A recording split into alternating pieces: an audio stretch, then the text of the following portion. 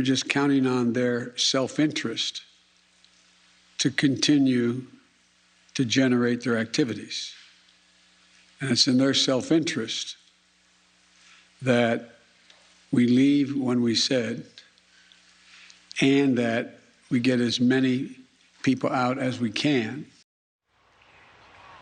It's actually scarier hearing that the second time around, by the way. I only heard it once. That was the second time. It's terrifying. I cannot believe this is happening in the United States of America. Encouraging thousands of Afghanis to flock to that airport, of course, just an idiotic endeavor. We're seeing it play out at our southern border. Desperate migrants, they're rushing in. And it's just pain and suffering caused along the way. These are purely political calculations that Biden's team has made. They wanted millions of migrants at the southern border. They got them. And now they want hundreds of thousands of Afghan refugees here in the United States, and we're on track to get that number as well. My friends, they cannot be allowed to continue this. This cannot be allowed to happen. Joe Biden has proved himself to be completely incompetent. A single American serviceman or woman should not die under the regime that they've created. The military leaders, from Milley to the head of Central Command to what we've seen in our Secretary of Defense, Lloyd Austin, none of them should be still in their positions. None of them.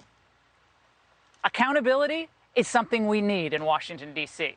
And I remember earlier this week we heard Biden and his team saying, oh, now's not the time, Anthony Blinken, now's not the time to ask these questions. No, now is the time to ask these questions. Now is the time to demand accountability. And tonight we're going to do that.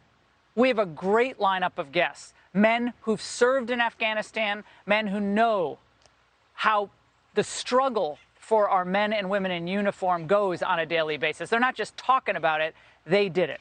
So joining me first are three House lawmakers who served in Afghanistan: Florida Congressman Mike Waltz, a Green Beret, Brian Mast, a bomb disposal expert, and Tennessee Congressman Mark Green, Special Ops. I ask for their best military judgment. What would be the most efficient way to accomplish the mission? They concluded, the military, that BAGRAM was not much value added, that it was much wiser to focus on Kabul. And so I followed that recommendation. Is it just me, or was Joe Biden speaking at like 3 paces too slow? It was too slow today. It was weird. It was just, he comes across as weird, like he's totally disconnected from the content of what he's saying. But Congressman Green, given all your experience, how critical of a mistake was it for us to abandon Bagram Air Base? Well, thanks for having us on, Laura. It was a huge mistake, one of the biggest mistakes in our nation's military history. But it was Joe Biden who made that decision. I know for a fact that the military advised him not to leave Bagram. He said, we're going to downsize to 600 Marines, and the leadership told him, we can't hold Bagram with 600 Marines. He said, I don't care. Go to 600. He arbitrarily picked a number out of the sky, and they couldn't hold that base with 600, so they collapsed to Kabul. This is Joe Biden and his incompetence that made that decision, and that decision is what cost those lives today. The perimeter around that base is a street wide. That's it. But out at Bagram, you had kilometers of range that you could see the enemy coming, but not when it's just a street in the middle of an urban area. It's a horrible decision. It's 100% Joe Biden's. And that's not the first lie this guy has told, or I should say he's totally disconnected from the truth.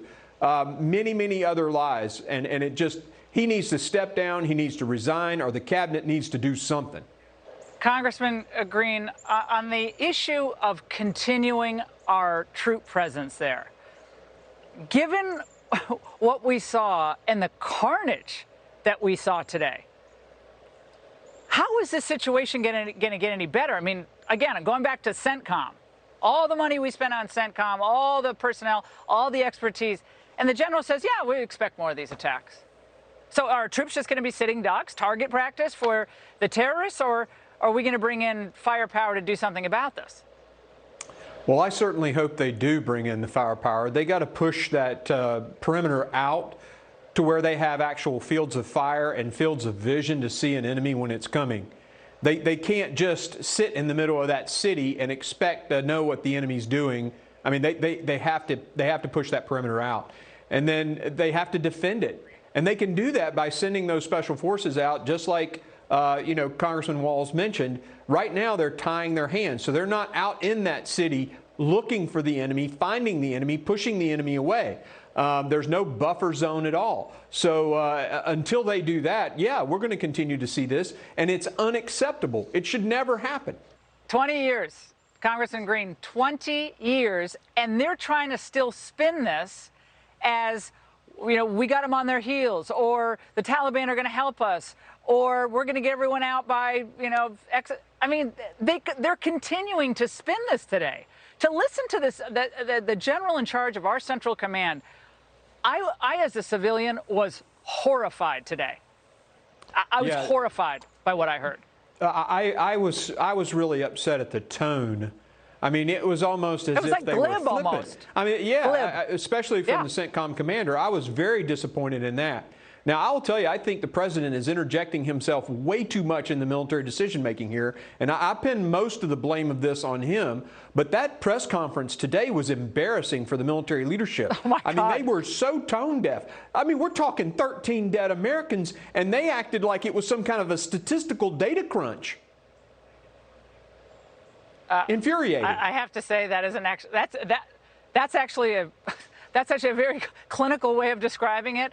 But that's how it came off to me. And of course, Joe Biden's son suffered and reading the Bible. And we need to hear solutions. We don't need to hear a walk down memory lane by Joe Biden. I mean, Laura, we need solutions.